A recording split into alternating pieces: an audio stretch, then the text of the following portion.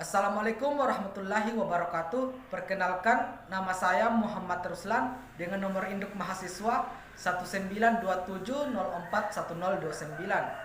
dari Pendidikan Teknologi Pertanian Fakultas Teknik Universitas Negeri Makassar angkatan 2019 kelas B. Kali ini saya akan menjelaskan mengenai alat pengumpul ikan atau biasa disebut dengan rumpun. Selanjutnya adalah pengertian alat pengumpul ikan. Alat pengumpul ikan atau sering disebut rumpun adalah benda berlabuh atau hanyut yang ditempatkan di laut untuk menarik ikan. Mereka mungkin struktur atau perangkat permanen, semi permanen, atau sementara terbuat dari bahan apapun dan digunakan untuk memancing ikan. Selanjutnya adalah penggunaan rumpun. Rumpun dapat digunakan baik dalam pengaturan tunggal ataupun ganda. Praktek umum yang sering digunakan lebih dari satu dengan jarak yang cukup antara masing-masing. Jarak yang paling cocok untuk antar setiap rumpun tergantung pada kelimpahan dan jenis spesies sasaran. Berkisar antara beberapa ratus hingga 1000 meter untuk pelangis kecil dan perairan pesisir atau dangkal, atau 5-10 mil laut untuk rumpun tuna air dalam. Selanjutnya adalah fungsi rumpun. Rumpun berfungsi mengumpulkan ikan yang berbeda pada kedalaman yang berbeda. Ikan juga berkumpul di bawah batang kayu yang hanyut dan bahkan ikan paus, dan aturan penangkapan ikan di sekitar rumpun sering berlaku untuk semua benda yang hanyut atau dekat permukaan laut yang menarik ikan. Berbagai jenis rumpun di daerah yang berbeda setelah waktu yang singkat menarik dan mengumpulkan ikan di sekitar struktur terlepas dari desainnya.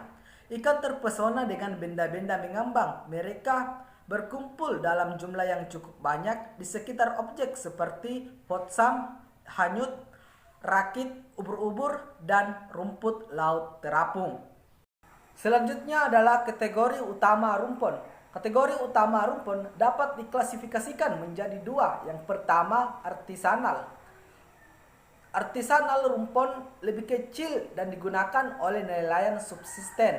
Rumpun ini sebagian besar berlabuh lepas pantai atau dekat pantai dan di laguna, dan mungkin di permukaan atau di bawah permukaan.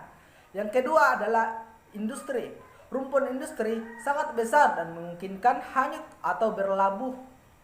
Nelayan menggunakan jenis purseine, longline, atau pure and line penangkapan ikan dan melayani perusahaan perikanan dalam mendukung kapal skala industri. Selanjutnya, keunggulan kategori utama rumpun. Yang pertama, artisanal memiliki keunggulan yang pertama, ketahanan pangan, efisiensi kapal, pengolahan sumber daya pesisir, adaptasi perubahan iklim, pariwisata, dan keamanan di laut. Yang kedua adalah industri. Keunggulannya yakni ketahanan pangan, efisiensi pembangunan dalam negeri, distribusi usaha, dan izin pendapatan. Selanjutnya, kelemahan kategori utama rumpun. Yang pertama, artisanal, umur pendek, konflik antar pengguna, keterbatasan. Yang kedua, industri, peningkatan tangkap tuna mata besar meski tidak tepat sasaran, menangkap tuna berukuran kecil, hasil tangkap sampingan, atau kebanyakan hiu sutra dan penyu. Selanjutnya, dampak penggunaan rumpun. Penyebaran dan pengembbiakan rumpun secara ekstensif telah mempengaruhi praktik penanaman dan menjadi perhatian pengelola perikanan.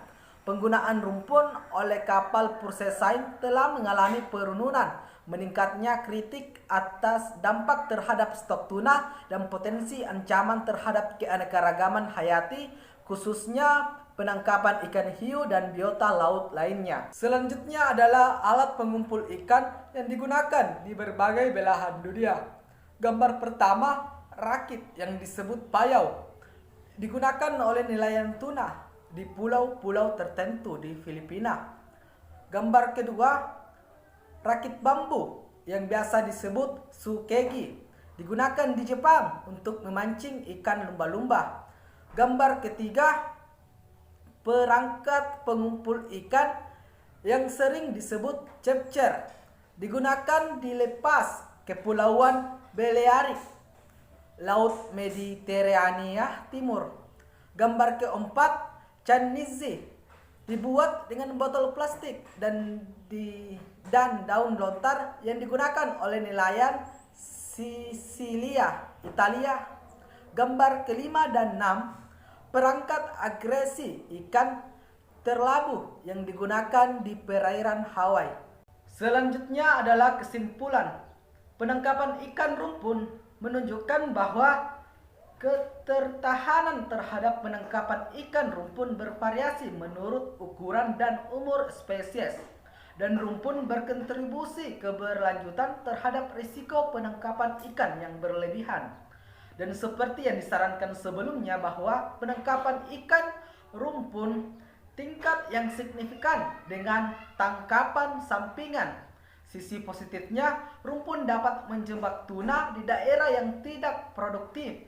Pengolahan rumpun terkait penangkapan ikan menjadi perhatian para pengambil kebijakan. Penutupan area waktu adalah metode utama yang digunakan untuk membatasi dampak penangkapan ikan pada perairan rumpun telah disusulkan. Tetap efektivitas waktu penutupan area tidak pasti. Pengolahan perikanan berbasis rumpun perlu dinilai secara regional. Baik, mungkin itu yang bisa saya sampaikan. Lebih dan kurangnya mohon dimaafkan. Saya akhiri dengan ucapan terima kasih atas perhatiannya. Wassalamualaikum warahmatullahi wabarakatuh.